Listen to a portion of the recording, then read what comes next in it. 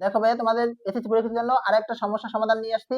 একটি বৃত্তচাপ কেন্দ্রে 30 ডিগ্রি কোণ উৎপন্ন করে। বৃত্তের ব্যাস 120 হলে বৃত্তচাপের দৈর্ঘ্য কত, অর্থাৎ বৃত্তকারের ক্ষেত্রফল কত? যেকোনো একটা এখান থেকে চাইতে পারি। তো এবার আসো, আমাদের এখানে সূত্র জানা লাগবে যে বৃত্তচাপের দৈর্ঘ্য সূত্র কি? বৃত্তের দৈর্ঘ্য কিন্তু এখানে পাই আর স্কোয়ার থিটা ভাগ 180। আচ্ছা, এটা যদি আমরা করি দেখো কত হয়, পাই ইন্টু আর কত, আর হলো ব্যাসার্ধ, আর কি এখানে ব্যাসার্ধ, তো আমার আছে কি, আমার আছে কিন্তু ব্যাস। তো ব্যাস থেকে আগে ব্যাসার্ধ বের করবো। আমরা জানি ব্যাসার্ধ হলো ব্যাস ভাগ 2, ব্যাস ভাগ 2, ঠিক আছে? ব্যাসার্ধ কিন্তু ব্যাসের অর্ধেক।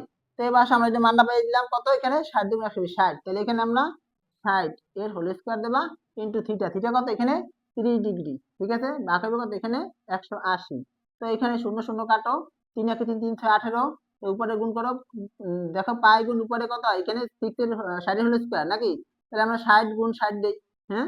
আর নিচে কিন্তু একটা 6, 6 কে 6, 6 10 কে 60, তাহলে নিজে গুণ করলে কত হয়, 60 10 কে 600 পাই, ঠিক আছে?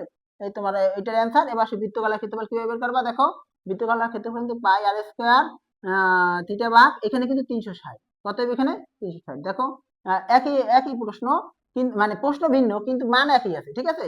তো পাই গুণ আর এর মান কত, আমরা এখানে বের করলাম কত, 60 এর হোল স্কয়ার ইনটু থিটা মান কত, যে 30 ডিগ্রি, ভাগ হবে কত এখানে 360। আচ্ছা, এটা ভাঙো, পাই গুণ 60 স্কয়ার মানে কি, জিনিসটা আমরা দুইবার লিখলাম, যেহেতু ক্যালকুলেটর ছাড়া করব। এখানে 30 আর এখানে কত 360। তো দেখো ক্যালকুলেটর আগে আমরা হিসাব করতে পারবো চাইলে। 3 দিয়া 3 × 3 = 12, 36, 6 দিয়ে কাটো 6 10 কে 60, 6 2 × 12, 2 দিয়ে আবার এইটারে কাটো, 5 2 × 10, তাহলে কত হয় 5 × 30, তার মানে কত 30 আর একটা শূন্য 300 পাই। এই হলো আমার অ্যান্সার, ঠিক আছে? রাইট অ্যান্সার হলো আমার এই। Thanks for watching.